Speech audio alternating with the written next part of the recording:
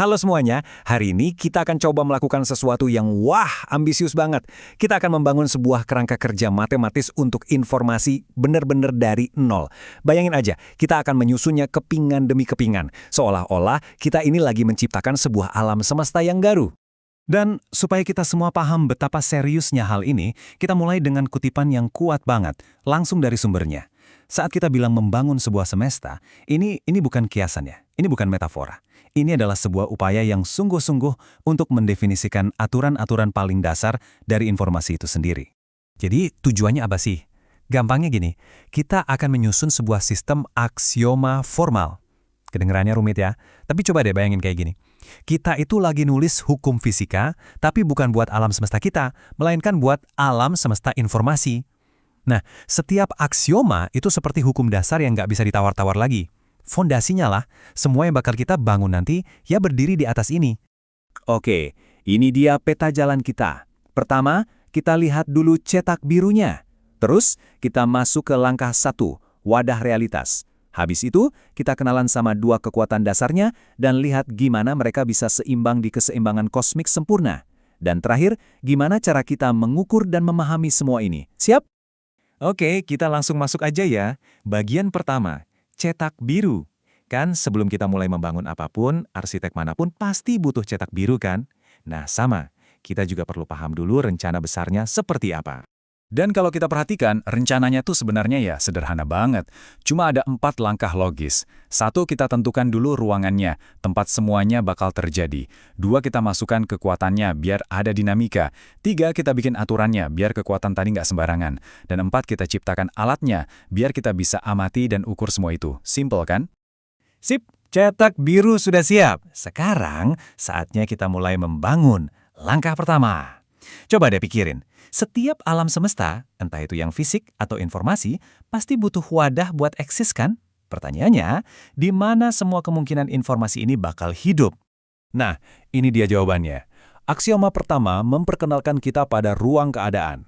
Bayangin ini kayak semacam kain tenun realitas itu sendiri. Sebuah ruang abstrak yang luas banget, yang isinya adalah setiap kemungkinan konfigurasi informasi.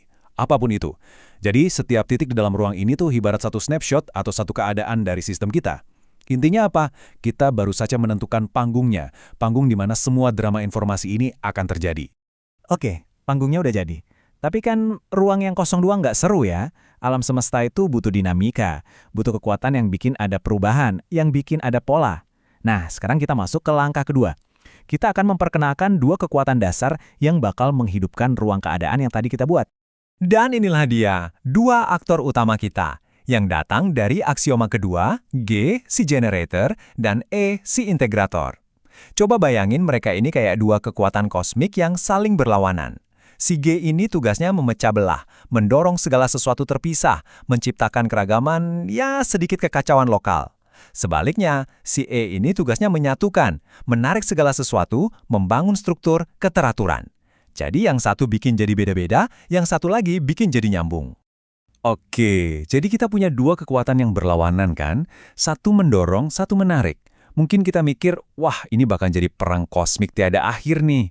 Tapi, disinilah letak keindahan teori ini. Ternyata, kedua kekuatan ini nggak berperang sama sekali.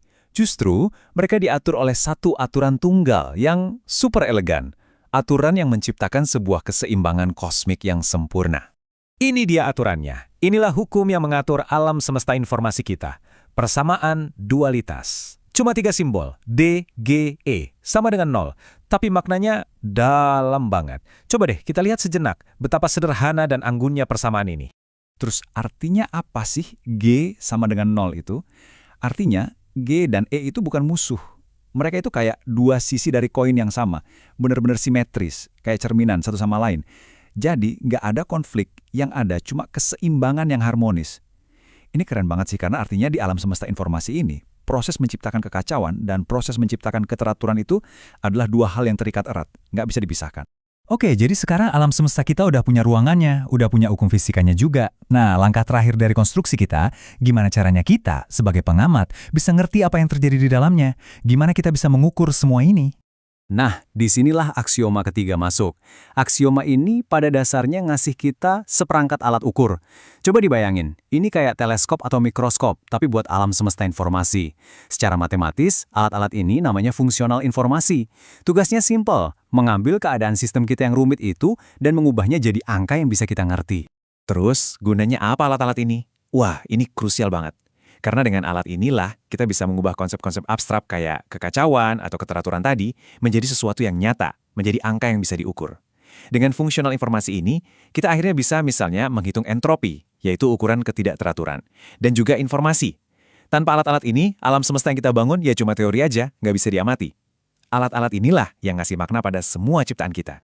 Jadi coba kita rangkum sebentar ya. Kita mulai dari nol, benar-benar dari ketiadaan, dan hanya dengan 3 aksioma sederhana, kita berhasil membangun sebuah semesta informasi yang utuh. Kita definisikan ruangnya, kita kenalkan kekuatan-kekuatan dasarnya, kita tetapkan hukum keseimbangan yang sempurna, dan kita ciptakan alat buat mengukurnya.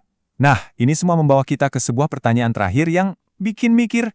Kalau kita saja bisa menulis aturan untuk sebuah alam semesta informasi, aturan-aturan dasar apa lagi ya yang sebenarnya ada di luar sana yang masih menunggu untuk kita temukan?